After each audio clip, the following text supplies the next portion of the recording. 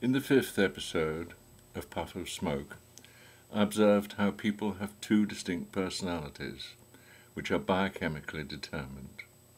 One is defensive and appropriate when an individual feels threatened, and the other non-defensive when an individual feels safe.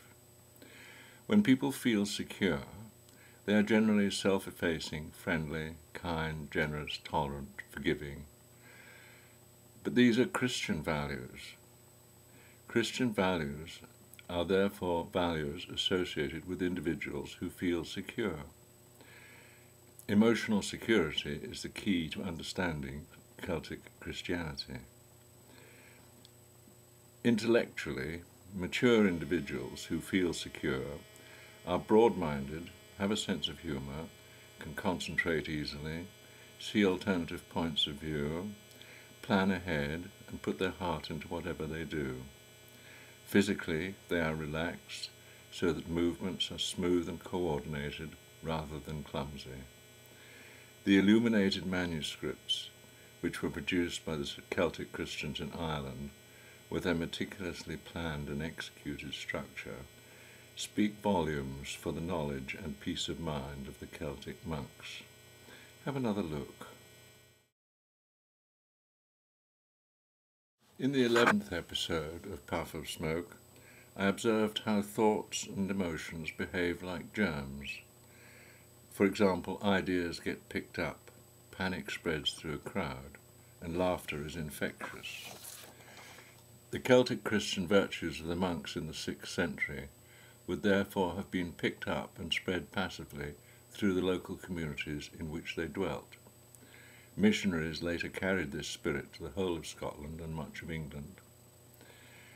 The overall effect of this Celtic form of Christianity on the wider community must have been sedative, like the drug called Doctor that I mentioned in episode 15. Society as a whole must have come to live under the influence of the drug called Celtic Christianity. A strong sense of community must have developed as everyone became more friendly, tolerant, and dependable. Such neighbourliness would have been further strengthened by the blitz spirit generated by the Viking raids that began at the end of the 8th century. In episode 6 of Puff of Smoke, I observed how human beings are born ignorant and have to learn from the culture into which they are born how to survive in that environment. Parents are the first and most influential teachers of all children. While kings and clergy argued about the meaning of words, ordinary people got on with their lives. The spirit of the Celtic Christian tradition would have passed from parents to children by example, without need for formal education. It is as if these Celtic Christian traits had been genetically transmitted and passed down the generations to the present day. And so it was that over the centuries, apart from the occasional rape, pillage and genocide by marauding megalomaniacs from Scandinavia or England, the ordinary people of Ireland and Scotland went about their lives largely remote from the swirl of history. They lived independent lives in harsh conditions, in scattered communities, where they acquired a wide range of skills and were constantly conscious of the need for prudence and economy. Then, in the 19th century, Celtic lives were blighted by the clearances in Scotland and the famine in Ireland. People were forced to emigrate. But when they got overseas, they wrote home telling how wonderful everything was.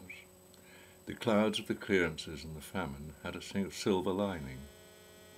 Just as adventurous young men in the 5th century had headed for the camaraderie and learning of the monasteries, they now headed abroad.